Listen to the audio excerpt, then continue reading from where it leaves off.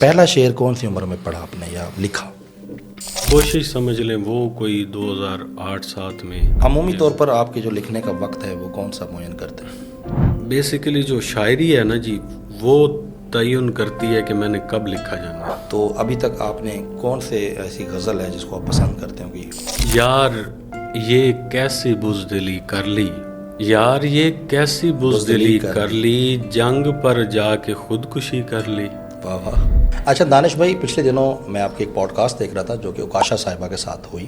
اس میں مجھے ایک بڑی دلچسپ چیز نظر آئی کہ انہوں نے اچانک آپ سے آپ کی شادی کے متعلق سوال کر لیا کہ آپ کا شادی کے متعلق کیا پلان ہے. انہوں نے پوچھا جی کہ آپ کا شادی کا کیا پلان ہے. ٹھیک. تو میں نے کہا جی کوئی آپ کا پلان ہے تو بتائیں، میں تو شادی شدہ ہوں. دوسرے لفظوں میں ہم یہ نہ کہیں کہ آپ نے کہیں پرپوز تو نہیں کر دیا؟ نہیں، ناٹ ایٹ آل، وہ جسٹ ایک مذاق تک. ایک بڑی ویل نون آپ کی ایک شعر جس میں وہ آپ بتاتے ہیں کہ تو دیکھ لینا ہمارے بچوں کے بال جلدی سفید ہوں. جی. یہ کیا پس منظر؟ مصیبتیں سر برہنہ ہوں گی، عقیدتیں بے لباس ہوں گی. واہ واہ. تھکے ہوں کو کہاں پتا تھا کہ صبح یوں بدحواس ہوں گی. ٹھیک ہے. جب ایک شاعر پڑھ رہا ہوتا ہے تو پیچھے بیٹھے ہوئے 10 شاعر واہ واہ کا اتنا یہ تاثر بہتر ہے کہ یار اس کو اگر میں واہ واہ کروں گا تو یہ میری باری پہ واہ واہ کرے گا. وہ پیچھے 10 لوگوں کی واہ واہ سے کوئی اثر نہیں پڑتا. اچھا شاعر ہوتا ہے، اچھا شعر بھی اچھا ہوتا ہے. پیچھے والے جو ہوتے ہیں وہ اتنی بار سن چکے ہوتے ہیں کہ وہ کہتے ہیں کہ اب کیا کرنا ہے اب اس کا. بس ٹھیک ہے، پڑھی.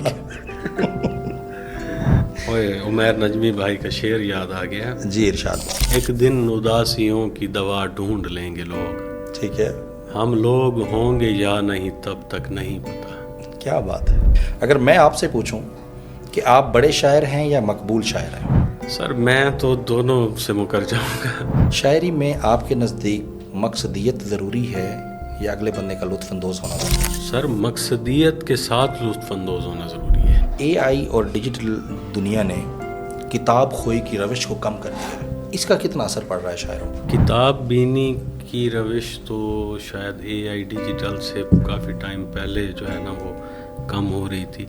تمہاری جانب بھی کیا یوں ہی بدحواس آتی ہے تم سناؤ، یہاں کہیں سے ہوا بھی آئے اداس آتی ہے تم سناؤ. عمومی طور پر ایک مشاعرے میں کیا چارج کرتے ہیں؟ نہیں ایسا نہیں ہے کچھ.